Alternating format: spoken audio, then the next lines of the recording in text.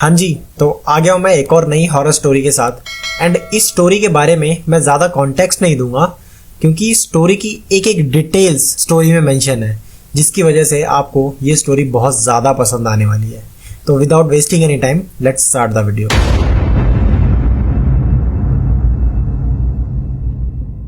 कोई तो है जो हर रोज रात के 3:03 पर मेरे घर के सामने से सीटी मारते हुए गुजरता है।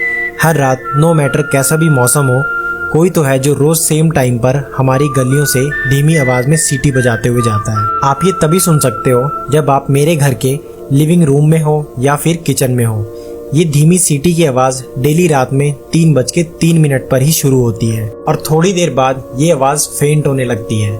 ऐसा लगता है कि वो मेरे घर से दूर चला गया हो। जब मैं छोटी थी, मैं और मेरी बहन कई बार चुपचाप किचन में जाते थे उस आवाज को सुनने के लिए। मम्मी पापा को ये सब पसंद नहीं था और अगर वो हमें इस समय पकड़ लेते तो हमारी शामत आ जाती। वो हम पर कभी ज्यादा सख्ती नहीं बरतते थे क्योंकि हम दोनों हमेशा उनके बनाए गए एक बिग रूल को फॉलो करते थे, और वो रूल था कभी विंडो से बाहर ये देखने की कोशिश मत करना कि वो कौन है और क्या है जो ये सीटी मार रहा है। मेरी कॉलोनी के जो लोग हैं वो काफी फनी हैं। मैं यहाँ 6 साल की उम्र से रह रही हूँ और मुझे ये जगह बहुत अच्छी लगती है। यहाँ छोटे घर हैं जो कि बहुत ही अच्छे बने हुए हैं, बड़े यार्ड्स हैं, बहुत सारी जगह है खेलने एंड घूमने के लिए। मेरी उम्र के यहाँ और भी बच्चे हैं और हम छुट्टियों में खूब मस्ती करते हैं। ये जगह बहुत ही सुंदर है, लेकिन यहाँ पर बस 2 चीजें अजीब हैं। पहली चीज रात में सीटी की आवाज आना और दूसरी हमारे कॉलोनी का गुड लक। वैसे इस सीटी की आवाज से मुझे कभी ज्यादा दिक्कत नहीं हुई, एज मैंने बताया था कि मेरे रूम से ये सुनाई नहीं देती है। बट मम्मी पापा को इसके बारे में बात करना या डिस्कस करना पसंद नहीं था, सो मैंने भी इस बारे में उनसे पूछना बंद कर दिया।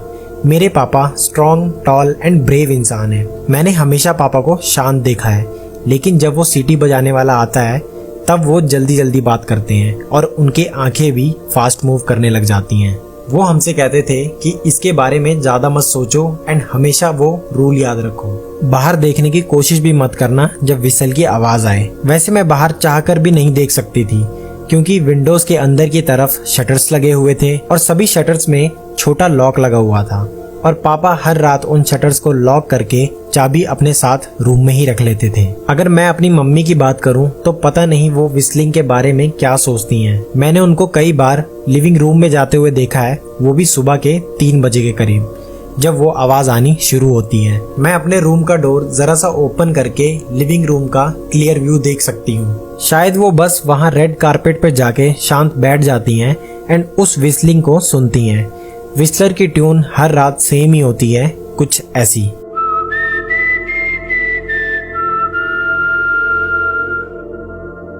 याद है मैंने कहा था कि मेरी कॉलोनी में 2 बहुत अजीब चीजें हैं। नाइट विस्लर के अलावा एवरीवन इज रियली लकी। ये समझना थोड़ा मुश्किल है एंड पापा को इस बारे में बात करना ज्यादा पसंद नहीं है, बट यहाँ अक्सर सबके साथ अच्छी चीजें होती रहती हैं, जैसे कि रेडियो कॉन्टेस्ट जीतना, लॉटरी जीतना, अनएक्सपेक्टेड प्रमोशन मिलना या गार्डन में एंशिएंट चीजें मिलना जिनका दाम बहुत ज्यादा होता है और उन्हें बेचकर अच्छे पैसे कमा सकते हैं। यहाँ का मौसम बहुत अच्छा है, हर किसी का गार्डन ब्राइटली शाइन करता है। मेरी मम्मी अक्सर कहती हैं अ मिलियन लिटिल ब्लेसिंग्स। हमारे यहाँ रहने का और शिफ्ट करने का मेन रीजन है मेरी बहन नोला। वो पैदा होते ही बीमार हो गई थी, उसके लंग्स में कुछ प्रॉब्लम थी। उसके पैदा होते ही हम उसे घर भी नहीं ला पाए थे, उससे मिलने हॉस्पिटल में ही जाते थे। वो बाकी बेबीज के मुकाबले काफी छोटी थी। उसके लिए एक मशीन थी जो सांस लेती थी। हमने इस घर में शिफ्ट इसलिए किया क्योंकि ये हॉस्पिटल से पास था, और जैसे जैसे यहाँ दिन बीतते गए नोला ठीक होने लगी। डॉक्टर्स को भी पता नहीं था कि रीजन क्या है, पर उन्होंने कहा जो भी ट्रीटमेंट चल रहा है ये उसके पॉजिटिव रिजल्ट्स हैं। बट हम सबको पता था कि वो खुद कंफ्यूज्ड है।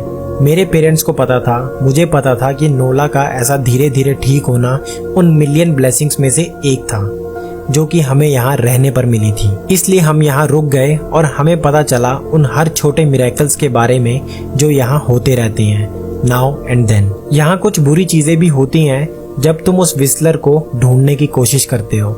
हमारी कॉलोनी में एक वेलकमिंग कमेटी है। जब भी कोई न्यू पर्सन हमारी कॉलोनी में मूव इन करता है तब वो कमेटी उनसे मिलने जाती है और उनके लिए गिफ्ट्स में मैक्रोनी और gift basket and Manila folder भी लेकर जाते हैं। ये लोग काफ़ी फ्रेंडली हैं। जब हम इस कॉलोनी में आए थे तो हमसे मिलने 4 लोग आए थे, वो भी करीब 7 साल पहले। उन्होंने कुछ बातें की थी और मुझे चॉकलेट भी दी एंड नोला को प्यार से खिलाया भी था। तब हमें हॉस्पिटल से आए 1 वीक ही हुआ था। देन उन्होंने कहा कि उनको मेरे पेरेंट्स से अकेले में बात करनी है और मुझे रूम में भेज दिया। मैं वहाँ से सुनने की पूरी कोशिश कर रही थी और मैंने सुना भी। वेलकमिंग कमेटी ने बताया कि कॉलोनी कितनी अच्छी है, रियली एक्सेप्शनल, जिसके बारे में बताना भी मुश्किल है। फिर उन्होंने एक और चीज़ बताई जो समझना और भी ज़्यादा मुश्किल था, दैट विस्लिंग साउंड, जो हर सुबह 3:03 पर स्टार्ट होती है एंड एग्जैक्ट 3:05 पर बंद हो जाती है। The group warned my parents कि ये आवाज़ शांत है, कोई हार्म नहीं करेगी जब तक हम ये देखने की कोशिश ना करें कि ये आवाज़ कौन कर रहा है। जैसे उन्होंने ये कहा, ये सुनकर हमें थोड़ी घबराहट हुई और मैंने अपना कान और तेजी से दीवार से लगा दिया ताकि मैं बिल्कुल साफ सुन पाऊँ। वो बात कर रहे थे किसी विस्लर के बारे में जो सबका लक चेंज कर देता है, पता नहीं कैसे, और जिन्होंने उनको देखने की कोशिश करी है उनकी किस्मत बहुत खराब हो गई है, उनके साथ बहुत बुरी बुरी चीज़ें हुई हैं। ऐसा लगता था कि एक काला बादल है जो हमेशा उनके ऊपर बना रहता है और उनका बैड लक चलता रहता है। उस एनवेलप में न्यूज़पेपर की क्लिप्स थी, stories about car crashes, ruined lives, public deaths और बहुत सारे एक्सीडेंट्स। और ऐसा नहीं है कि हर किसी की इन एक्सीडेंट्स में डेथ हो जाए, कुछ लोग इन एक्सीडेंट से बच भी जाते थे लेकिन उनकी लाइफ में हैप्पीनेस नहीं होती थी। वो लोग रोज घुट घुट के जीते थे मानो उनकी जिंदगी से खुशियां छीन ली हो।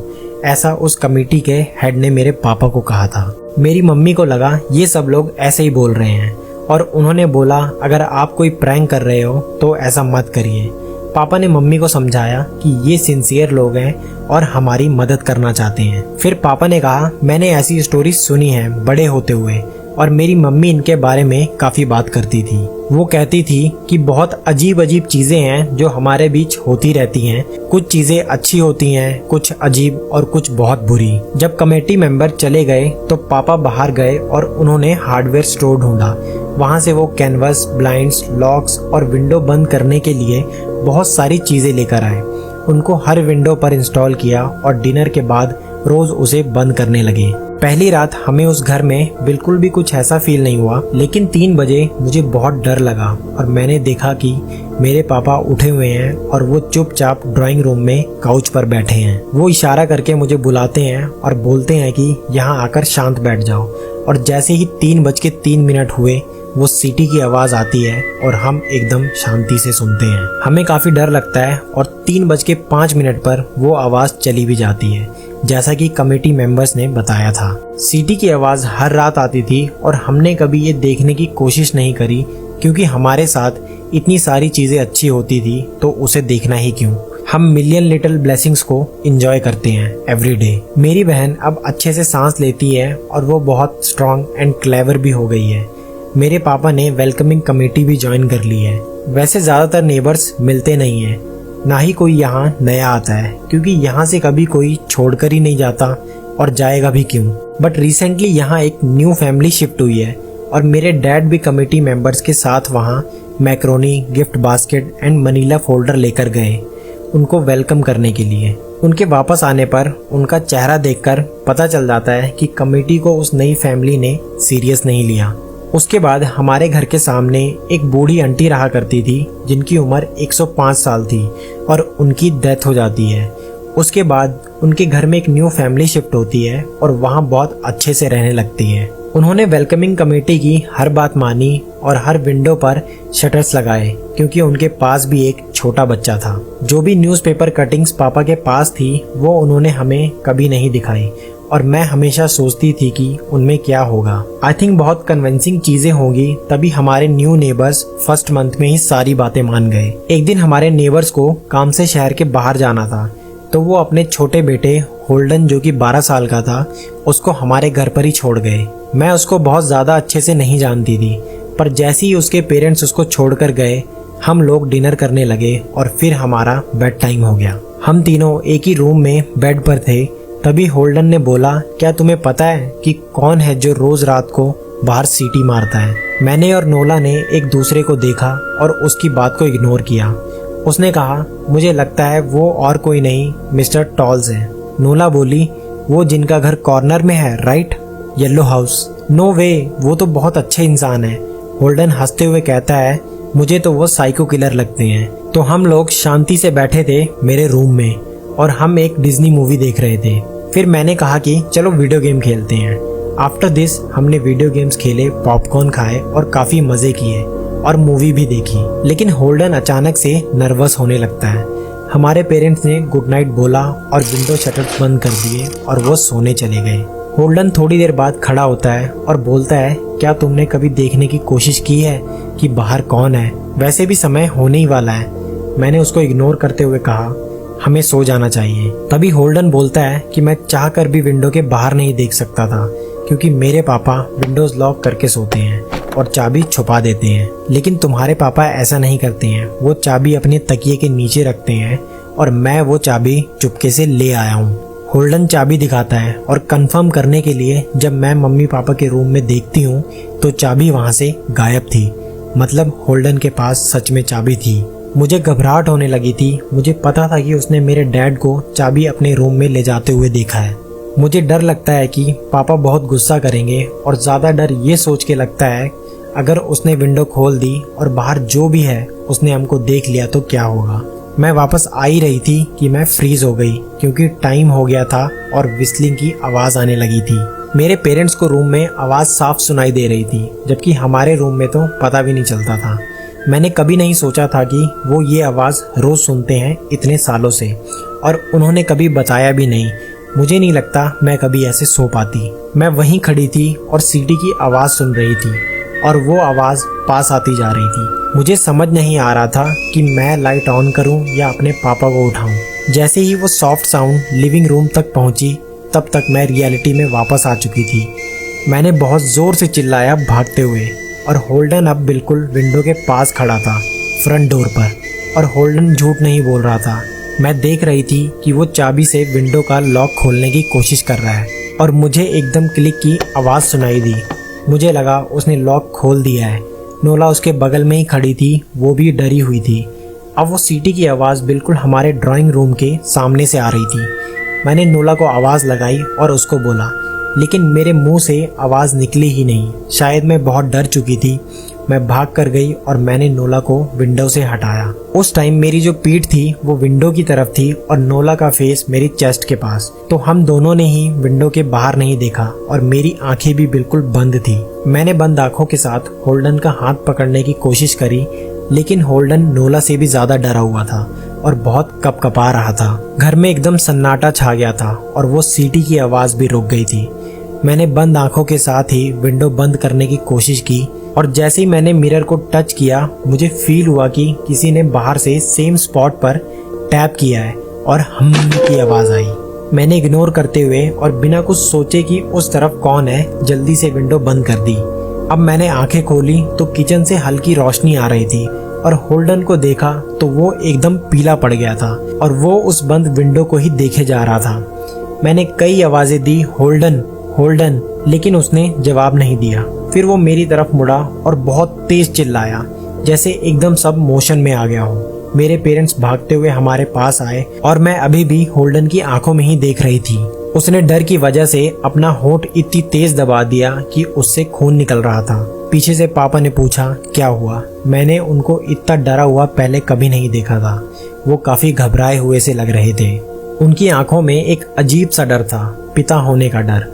उन्होंने कहा, क्या सिर्फ होल्डन ने देखा? मैंने सर हिला दिया। उनका फेस एकदम शांत हुआ और उन्होंने राहत की सांस ली और फिर उन्होंने एकदम होल्डन को देखा और परेशान हो गए। सडनली डोर पर नॉक करने की आवाज आती है। डोंट आंसर, मेरी मम्मी ने कहा। वो पीछे ही खड़ी थी और सब देख रही थी। उस रात हम सबको पापा की बताई और कही हर चीज पर विश्वास हो गया था। मेरे पेरेंट्स ने बेसबॉल बैट पकड़ा हुआ था और फिर से दरवाजे पर नॉक होता है, इस बार पहले से भी तेज। होल्डन ने कहा, अंकल डोर मत खोलना। पापा ने उसको हक करते हुए कहा कि हम नहीं खोलेंगे, आज यहाँ कोई नहीं आने वाला है। इस बार नॉक इतना तेज था मानो डोर ही टूट जाएगा। होल्डन रोने लगा, नोला भी मेरे से लिपट गई। मम्मी ने हम तीनों को हक किया और अपने करीब रखा। मम्मी ने चिल्लाते हुए बोला, पुलिस को बुलाओ।